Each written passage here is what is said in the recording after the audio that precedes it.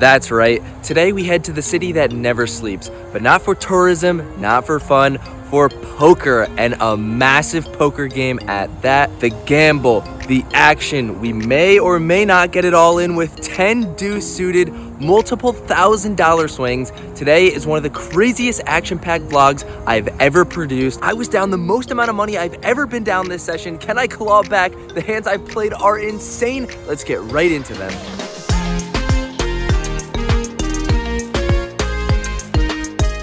Alright, you guys are in for a treat. Last week you got the biggest live stream that I've ever played. This week the biggest private game that I've ever played, buying in for 2,000. It's advertised as a 510, but as you guys will see, it is no normal 510. A lot of the night it was 5, 10, 25, sometimes 50, a lot of the times 100. So 5, 10, 25, 100, and you know it's a good game when they start running blackjack before the cards are even out. As we're waiting for some people, someone became host, ran a little blackjack, insane. Let's get right into all these crazy hands. I'll say this a lot like a broken record, but DM me if you guys want to play. It's in New York, across the street from Madison Square Garden, super safe, and as you'll see, crazy action. So DM me to lock in your spot, and let's get right into all the crazy hands. We are getting into the mix right away with Jack 10 of clubs. You guys are getting a beautiful view of the table. I loved playing here. We open it up under the gun to $30. Get 3-bet right away to 90. Gets back to me. We put in the call. We're the only caller. So we're going heads up to a board of King, Queen, 5. Here we go. A draw right away. I check, and when he c-bets about half pot for 100 with our obvious straight draw and our backdoor flush draw, just putting in the call here. If the board was something like 8-9, we might be able to put in a check raise, but having an open ender with the king and queen, just much better for him. No need to check raise, just gonna check call. And oh boy, we turn the 7 of clubs, so right away getting ourselves into a massive spot here. I check, and depending on what sizing he takes, we might put in a massive check raise. We could even maybe check jam if he bets full pot, as we started with around 2,000. But let's just see what he does. I check, and he bets out for $275. Pretty dicey. This is definitely an in-between sizing. It's for sure on the larger side. We could put in the check call. We could put in the check raise. I think it's sort of 50-50. Like I said, this board is much better for him. He's going to have all the aces, ace, king, king, queen, kings, queens. So what do? I check raise to 550. I mean, I think it looks extremely strong, but just don't like the play at all. I think check call is more than fine. And of course, he makes the call as it's basically a min raise. I don't know what the fuck I'm doing, but going heads up to a river, which is the 7 of hearts. So right away, whiffing a massive, massive draw. And like I said, this board is so much better for him, and the 7 makes it less likely that I have 2 pair, that I have a set of 7s. So the only thing I'd be repping is basically a set of 5s, because even if I had king, queen, pocket aces would now be beating us. So just an awful, awful card. So I think for a while and decide to check. When it's on him, he thinks for a little while and tosses out a bet. Obviously, we can't be calling here. So I think for a little bit and fold, and he later told me he had ace, king. So of course, one of those strong, strong hands. We couldn't get there.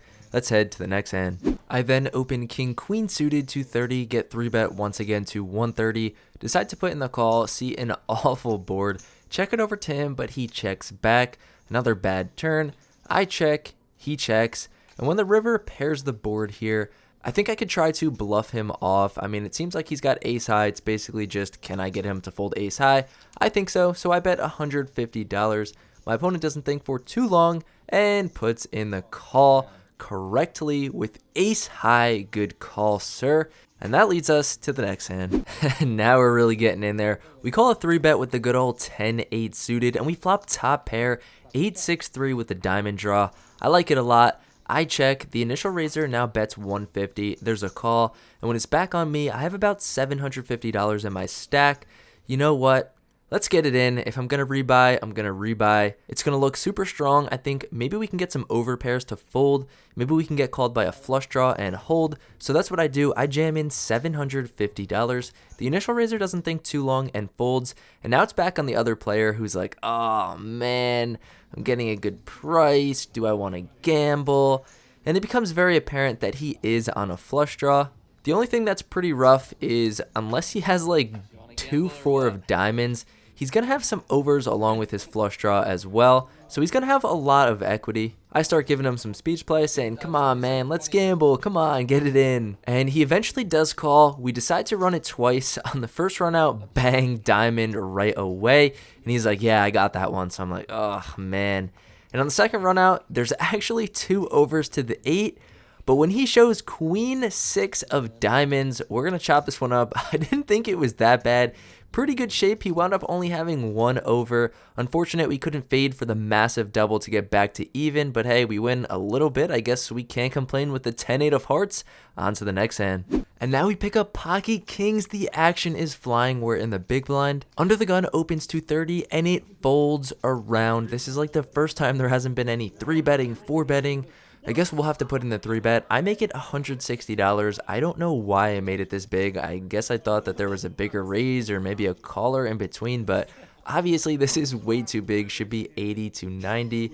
So of course, Under the Gun decides to fold. Nice. Doesn't drive you crazy when this happens, right? The very next hand, we look down at ace 3 of spades in the small blind. Now here's all the action. There's an open to 25, a 3-bet to 75, a cold call.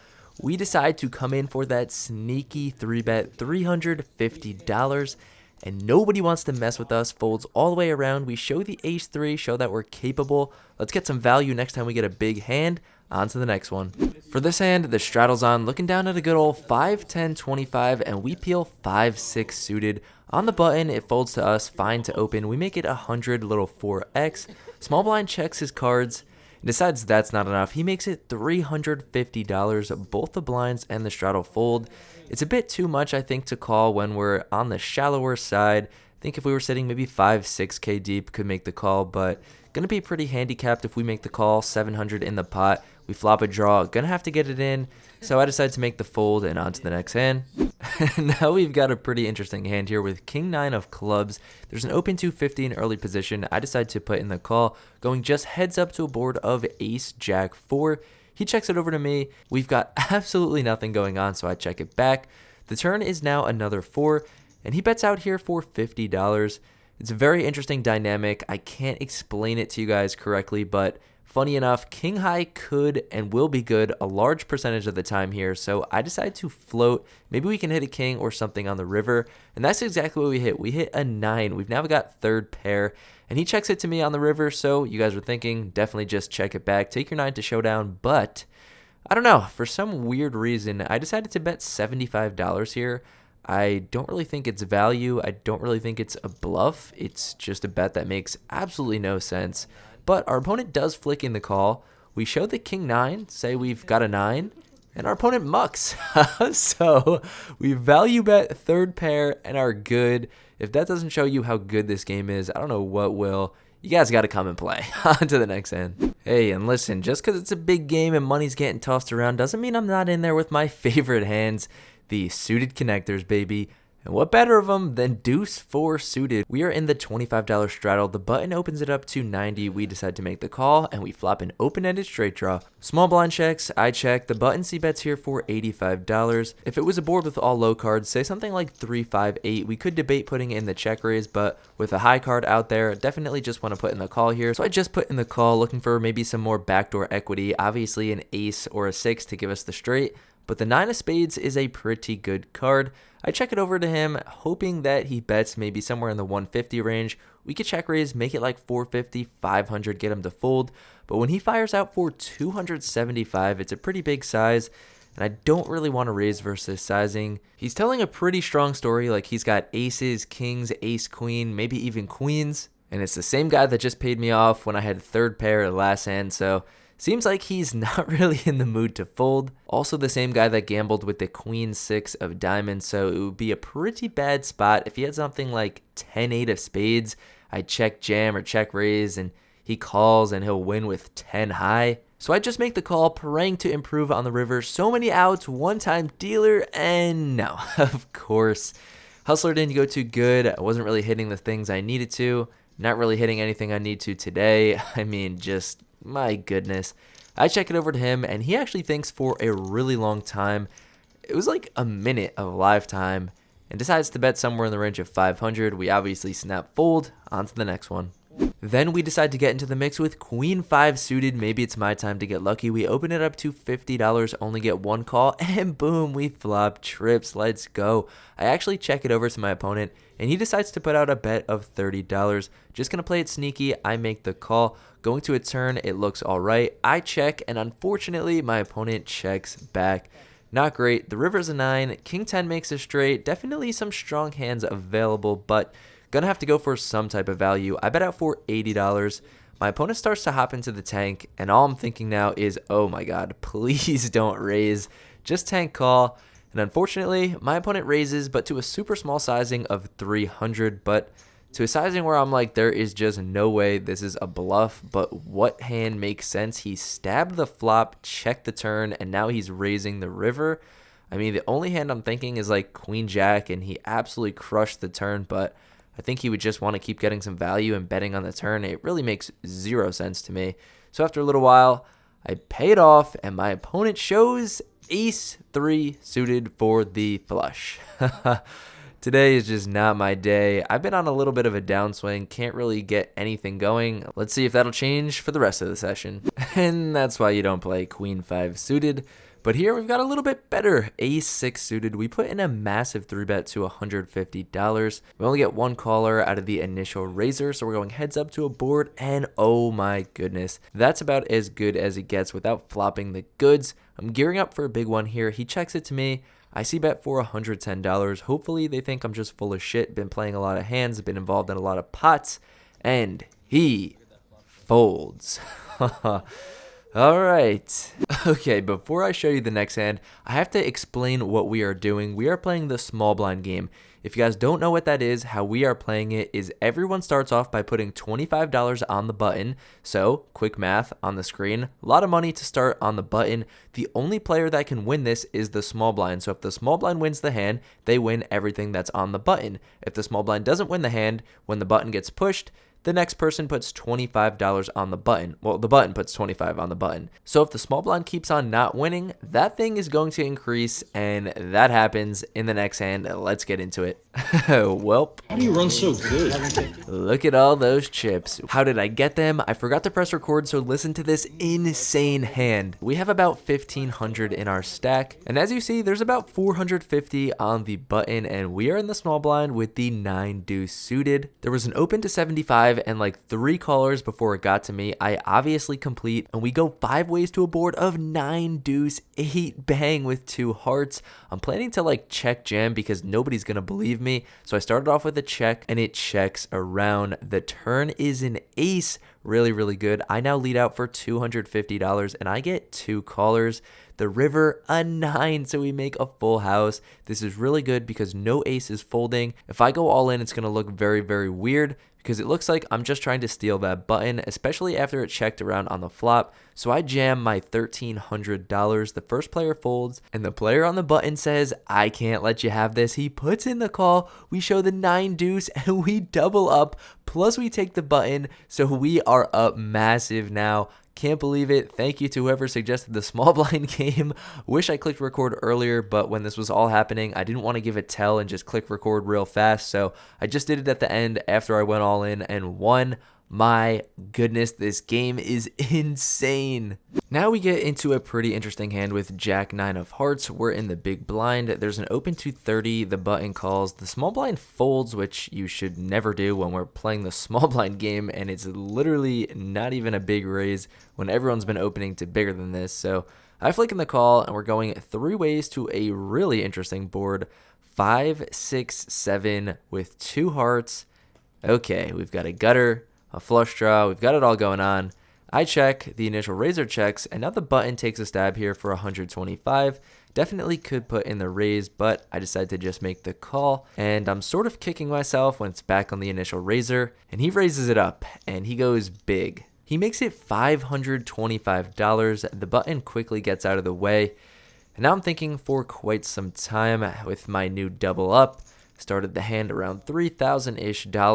Do I really want to gamble for $3,000? I think my opponent's got a little bit less than that.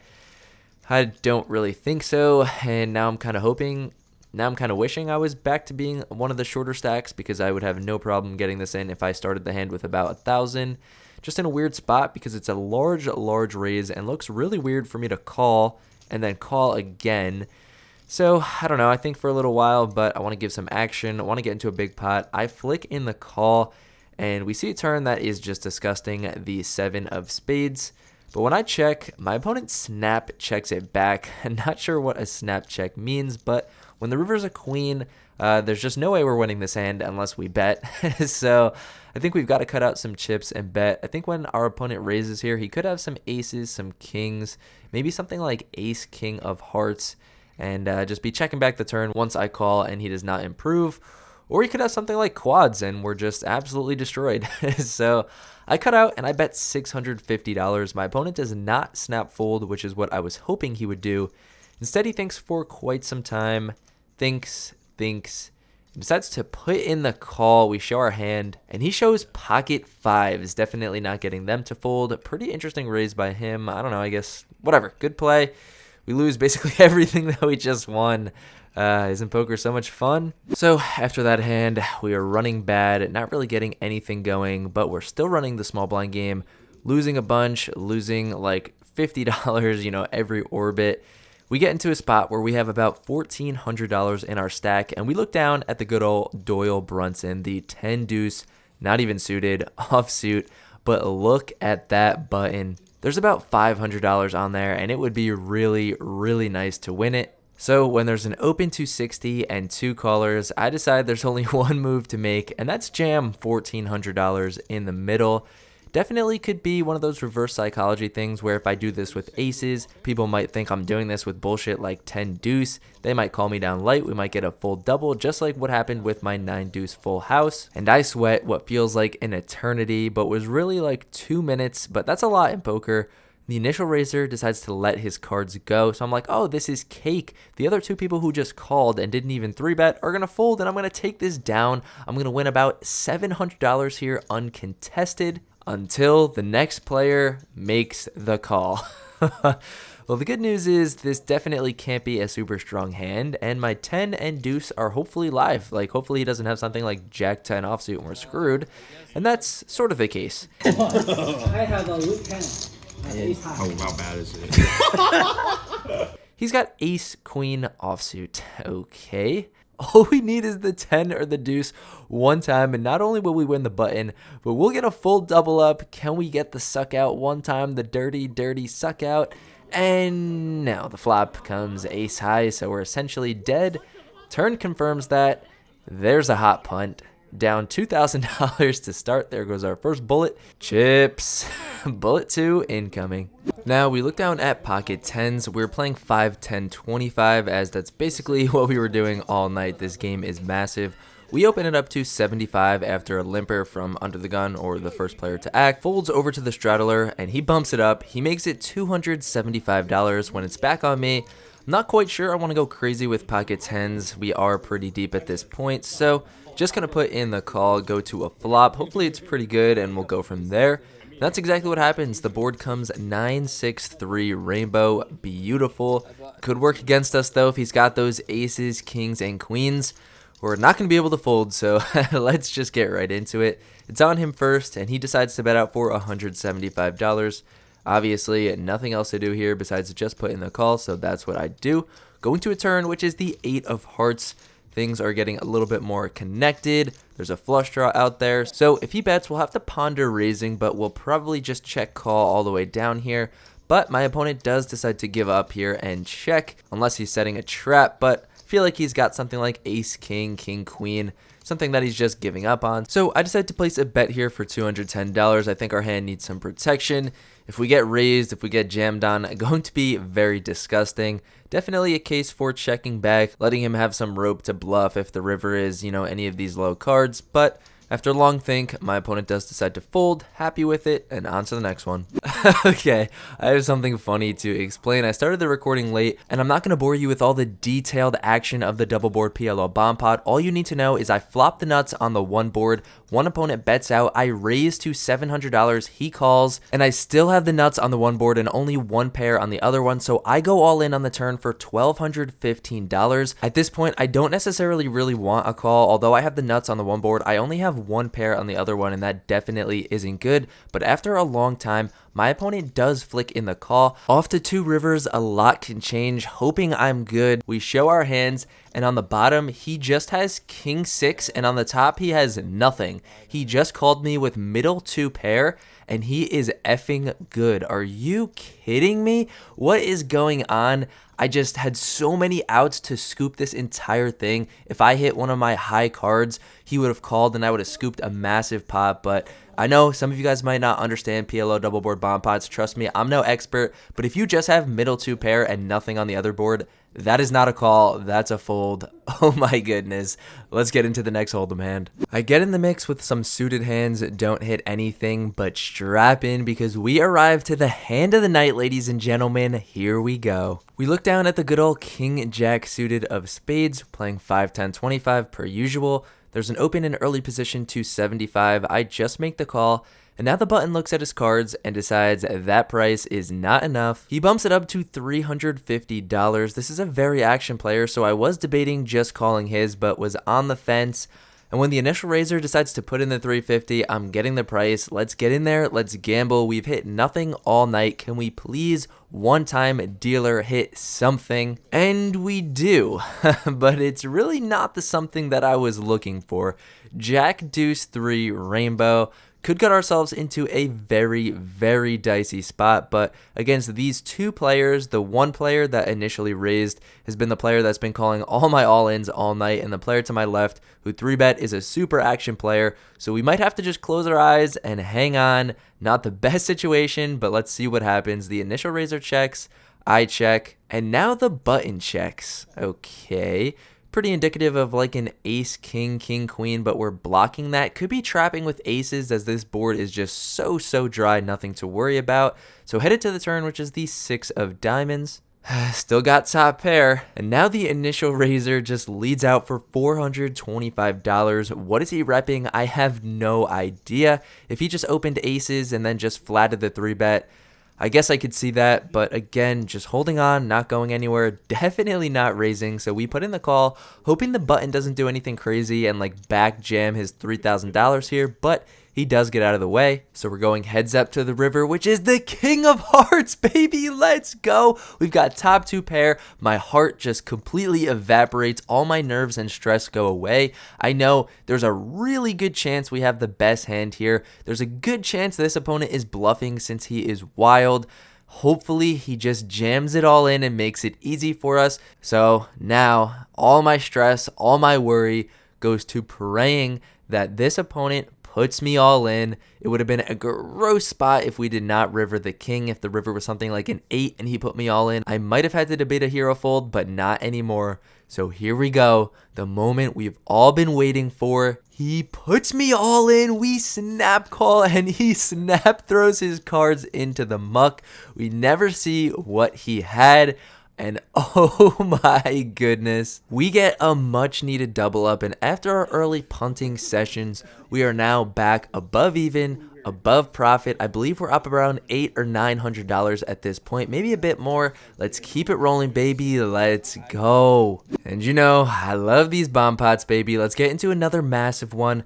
We flop amazing here, trip 3s on the bottom as well as bottom set on the top. Definitely could be dicey if we're up against a higher set and a higher trip, so we're gonna get stacked, but hey, can't be thinking like that. So we bet out for $125 and get 3 callers. Okay, let's just head to both turns and see what we've got going on. They look alright, so I decided to bet out for $325 here. Still have a super strong hand on both boards. Don't want to be scared and say, oh, we don't have a full house. Yeah, we don't want to bet.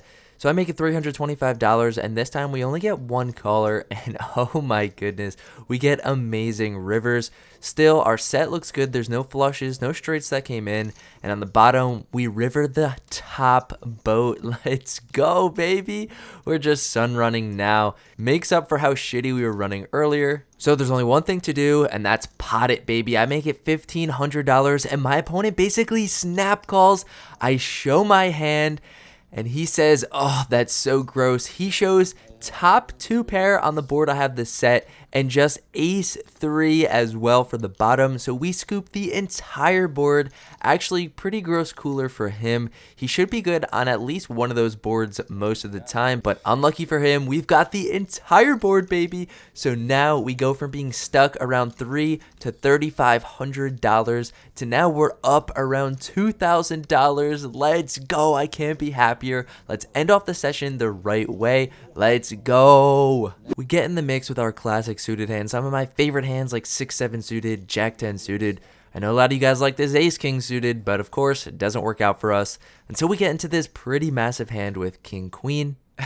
And yeah, look at that mountain of chips. We're still playing the small blind game, and I think it definitely played a part in my mind where, you know, the cutoff's opening up to try to deny him, the small blind's just calling to try to win it, and I'm just kind of smack dab in the middle of all of them. So with King Queen, I am in there when the cutoff opens to 75 and the small blind calls as well. So we're going 3 ways to a board of 2, 3, 4 with 2 hearts. Definitely not a great board. So when the small blind checks and the cutoff checks, I decide to check as well. And we go to an interesting turn of the deuce of hearts. So we pick up the second nut flush draw, as well as, it's just super weird. I want to say, you know, I'll have a lot of 2s, but, you know, we're the 3 weakest ranges on the table, you know, the small blind, the cutoff, the button. Again, we're all, you know, thinking, let's try to play for that money. Let's deny the small blind, etc., etc. So it's pretty dicey. We all could have a really strong hand here. But when it checks to me again on the turn, I want to take a stab here. So I bet out for $125. The small blind thinks for a super long time, and I know what's going through his mind is, should I just put in a massive raise and take it down with all this added equity on the button? But after a long time, he just puts in the call, and so does the cutoff. So I'm like, what does everybody have? But we're going 3 ways to the river, which is the 4 of spades. We brick out. The board is double paired, which is just super interesting, super weird. It doesn't seem like anyone has a strong hand, so when it checks to me again for the 3rd time on the river, and I decide, you know what, I'm up, let's go for it. I bet out for $325. I'm figuring the only person I have to get through is the small blind. The only thing I'm fading is him going crazy and putting in a massive, massive raise, which he probably should with all this extra equity on the button, but he thinks for the longest time in the world and decides to fold. So I let out an internal sigh of relief because I just don't think the cutoff has anything. I think he was just sticking in there to deny it from the small blind, and once the small blind folds, he's gonna fold as well. But now the cutoff hops into the tank, and I'm like, oh my goodness, what do you have? Maybe he's got like 7s or 8s or 9s and just trying to call down. Maybe he's got ace high thinking, you know what, I'll just flick it in. He asks to spread the pot, how much is in there. He's really giving this a lot of thought. Please just find the fold button one time. And after the longest time, he flicks it in. I say king high. Obviously, we are not good. But he flips over pocket queens. What? What kind of... Oh, all right, you know what? Whatever. It's fine. I laugh it off. And he's like, no, I wasn't trying to slow roll you. I just really thought you had a good hand. I'm like, yeah, don't worry about it. But...